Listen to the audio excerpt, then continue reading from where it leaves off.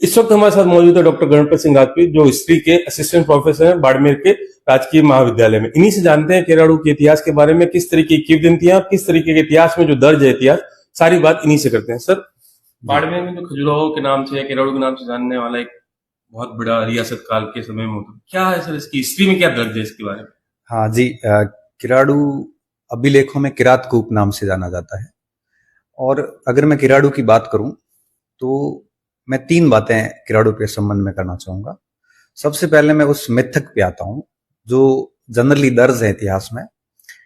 ये मिथक बताया जाता है कि किराड़ू में रात को रुकना नहीं चाहिए, वहां पे भूत है, और लोकल लोगों में आज भी ऐसी किंवदंतियां प्रचलित हैं। हालांकि इसके पीछे कोई ऐतिहासिक साक्ष्य नहीं है और ये किंवदंती महज किंवदंती है, वहां अब लोगों ने रह के भी देख लिया, ऐसा कुछ है नहीं।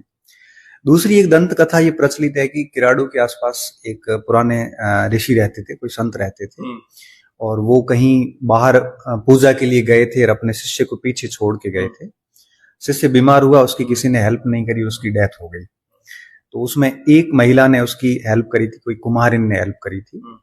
तो कहा जाता है कि जब गुरुजी वापस आए तो बड़े आहत हुए इस व्यवहार से, और उन्होंने कुम्हारिन को कहा कि आप है वो पीछे मुड़ के मत देखना, और बाकी सारी लोगों को श्राप दे दिया था, सारी मूर्तियां बन गई। कुम्हारिन की मूर्ति अभी भी किराड़ू में है वहां पे। एक ये भी दंत कथा प्रचलित है, हालांकि इसका कहीं पर भी हमें ऐसा कोई ऐतिहासिक साक्ष्य नहीं मिलता। तीसरा, मैं अगर एज ए हिस्ट्री स्टूडेंट में आता हूँ तो हमारे इतिहास के अंदर हम उन्हीं बातों को मानते हैं जिसके पीछे कोई एविडेंस होते हैं, प्रमाण मिलते हैं। चाहे वो आर्कियोलॉजिकल प्रमाण हो, चाहे लिटरेरी प्रमाण हो, कोई न कोई प्रमाण होना चाहिए। प्रमाण ये कहते हैं यहाँ पे कि किरातकूप के अंदर, या मैं कहूँ आज की भाषा में तो किराड़ू के अंदर एक हिंदू मंदिरों का 5 समूह है टोटल। यहाँ टोटल 5 मंदिर है। देखिए, मैं एक और चीज स्पष्ट करना चाहूंगा, किराड़ू केवल मंदिरों के लिए ही फेमस नहीं है, बल्कि मध्यकाल में और प्राचीन काल में अपने मध्य प्रदेश, गुजरात से लेके और लाहौर तक एक व्यापारिक मार्ग हुआ करता था। हाँ नहीं, रेशम मार्ग थोड़ा ऊपर था। एक ट्रेड मार्ग हुआ करता था, ट्रेड रूट हुआ करता था, जो मध्य प्रदेश, महाराष्ट्र और गुजरात का सामान लाहौर और मध्य एशिया जाता था।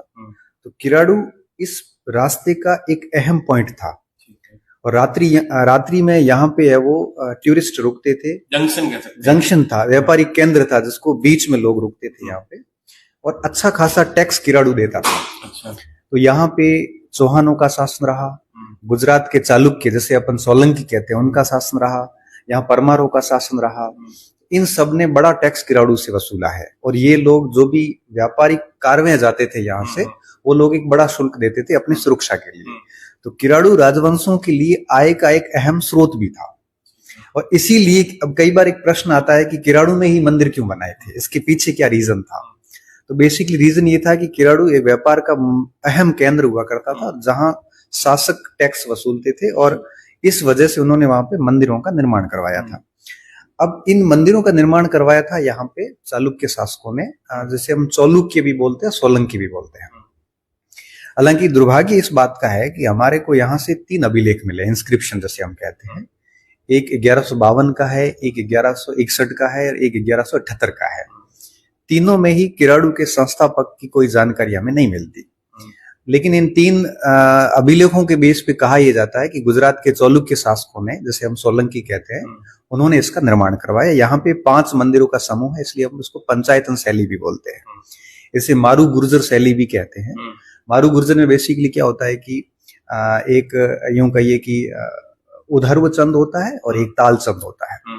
जो 36 मंदिर बनते हैं, आपने किराड़ू देखा होगा, तो वो ताल चंद है, और एक जो मंडप है वो पूरा उधर्व चंद है। मंदिरों की बात करते हैं तो कौन से देवी देवता? हाँ, यहाँ पे 5 मंदिर है, जिसमें से 3 शिव को समर्पित है। अच्छा। और 2 विष्णु को समर्पित है, और एक सूर्य मंदिर था यहाँ पे, एक कृष्ण का मंदिर भी माना जाता है। 2 बिल्कुल नष्ट हो चुके हैं, तो वो संभवतः जो नष्ट हुए ना, वो सूर्य और कृष्ण के मंदिर माने जा रहे, बाकी मेजोरिटी जो है ना वो शिव की है। इसलिए शैव और वैष्णव मंदिरों का समूह कहा जाता है। और ये 5 मंदिरों का समूह है टोटल, और इनमें थोड़ी कामुकता भी दिखती है मूर्तियों के अंदर। तो इसके बेस पे इसको राजस्थान का खजुराहो भी कहा जाता है। महाभारत से लेके, रामायण से लेके कई सारे दृश्य अंकित है। लंबे समय तक ये ऐतिहासिक महत्व रहा। फिर जब मुस्लिम आक्रांता यहाँ पे आए, मोहम्मद गोरी वगैरह, गोरी डायनेस्टी के, गजनवी डायनेस्टी के, तो ये रूट तो था ही, इस रूट से आते थे ये लोग। तो फिर उन्होंने इस पे अटैक किए और इसकी मूर्तियों को खंडित किया। और सबसे दिलचस्प बात क्या है, जो मूर्तियां खंडित हुई वो मोस्टली महिलाओं की मूर्तियां हैं। अच्छा। तो स्त्री देवियों की जो मूर्तियां थी उनको इन्होंने यहाँ पे खंडित किया। वो हो सकता है कि आक्रांताओं की फिलोसफी से अलग था स्त्री देवता का होना, तो वो सारा खंडित कर दिया गया यहाँ पे। तो इस बेस पे अभी आप अगर जाओगे किराड़ू तो आप पाओगे कि वहां पे सारी मूर्तियां, मोस्टली मूर्तियां जो है वो सारी खंडित हो चुकी है। हिंदू धर्म में मान्यता है कि खंडित मूर्ति की पूजा नहीं होती, शायद इस वजह से उन्होंने मूर्तियों को खंडित कर दिया। उसके बाद में जब गौरी शासकों ने यहाँ पे खंडित किया, तब हमें 1178 का एक यहाँ पे अभिलेख मिलता है, जो गुजरात के शासक भीम द्वितीय का, जिसने मोहम्मद गौरी को पराजित भी किया था। तो उसमें भी उन्होंने वो लिखा है कि मैंने गौरी शासकों के द्वारा खंडित मंदिर को वापस पुनर्निर्माण भी उन्होंने यहाँ पे करवाया था। सिंधुराज परमार का यहाँ पे लेख मिलता है, उन्होंने भी यहाँ पे काम करवाया था, लंबे समय तक किया। उसके बाद में क्या हुआ, मैं एक इंटरेस्टिंग बात और बताता हूँ। ये खंडर हो गए थे। उन आक्रमणों के बाद ये अपने आप को कभी वापस स्थापित नहीं कर पाए ठीक से। हमारे डॉक्टर इतिहास में हुए डॉक्टर भंडारकर साहब को डाउट हुआ कि यहाँ पे अशोक मौर्य के कोई अभिलेख होंगे। भंडारकर साहब एक किताब लिख रहे थे, अशोक मौर्य का या मौर्य वंश का इतिहास लिख रहे थे, इंस्क्रिप्शन के बेस पे, अभिलेखों के बेस पे इतिहास लिख रहे थे। तो उनको लगा कि बैराठ में अशोक के अभिलेख मिले तो हो सकता है कि हमें किराड़ू से भी मिले। 1910 का दशक था, मतलब 9-10 के आसपास भंडारकर साहब किराड़ू आए थे और उन्होंने यहाँ पे अध्ययन किया तो पाया कि भाई यहाँ पे किसी भी प्रकार का कोई अशोक का अभिलेख हमें नहीं मिलता है। और फिर कई फॉरेनर्स ने यहाँ पे काम किया। हमारे गुरुजी डॉक्टर महेंद्र जी चौधरी ने भी, जो प्रोफेसर इतिहास के, आपने पूरी पीएचडी की किराड़ू के ऊपर। तो इस तरह से किराड़ू जो है वो आपके काफी इंपोर्टेंस वाला एक ऐतिहासिक स्थल है। और आप सोचो कि 1150 से 1178 के बीच में इस पे काम हुआ है, तो हो सकता है इससे भी पुराना यहाँ पे मंदिर हो। आज 1000 वर्षों से वो आज वैसे ही खड़ा है इस स्थिति में। आखिरी सवाल, आप क्या चाहते हैं जैसे सरकार और आम जनता के बीच जो भ्रांतियां हो ये अपने आप में वापस जीवित?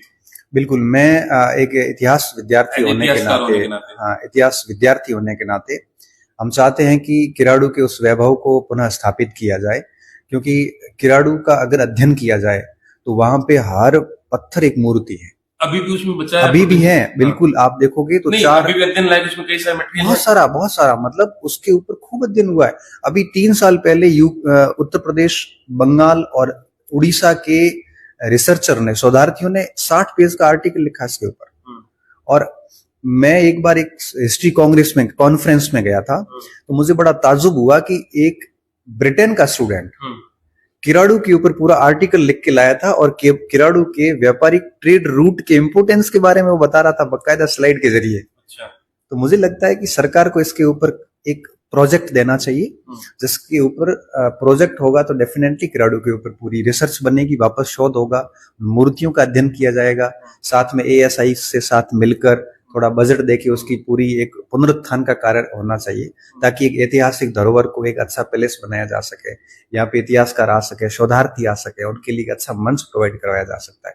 खूब काम करने की आवश्यकता है यहाँ पे, कि किराड़ू अपने आप में पूरे इतिहास को समेटे हुए 1000 सालों का इतिहास और 3 राजवंशों का इतिहास है यहाँ पे।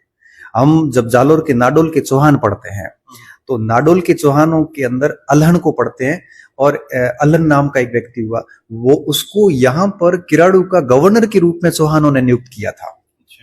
हम जब परमार डायनेस्टी पढ़ते हैं तो 1162 के अभिलेख में सिंधु राज परमार का नाम मिलता है। माना जाता है कि किराड़ू के परमार वंश का वो संस्थापक था। इन सब के अध्ययन करने की आवश्यकता है, और ऐसा माना जाता है कि जो गुर्जर प्रतिहार शैली थी उसका ये अंतिम मंदिर माना जाता है। उस शैली के इतिहास को भी ये समेटे हुए हैं। तो खूब सारा स्कोप है कि गवर्नमेंट किसी पोस्ट डॉक्टरेट फेलोशिप के जरिए कोई छात्रवृत्ति देके या कोई प्रोजेक्ट लेके और किराड़ू के ऊपर बढ़िया काम करवाए, उसको पुनरुत्थान करवाए, उसका कंस्ट्रक्शन को भी करवाया जा सकता है। तो काफी संभावना किराड़ू में अभी भी है, काफी जीवंत क्षेत्र है। मैं कई बार गया हूँ और मैं तो जाता हूँ तो मैं उसको एक एज इतिहास के रूप में देखता हूँ। तो किराड़ू का हर पत्थर आवाज देता है।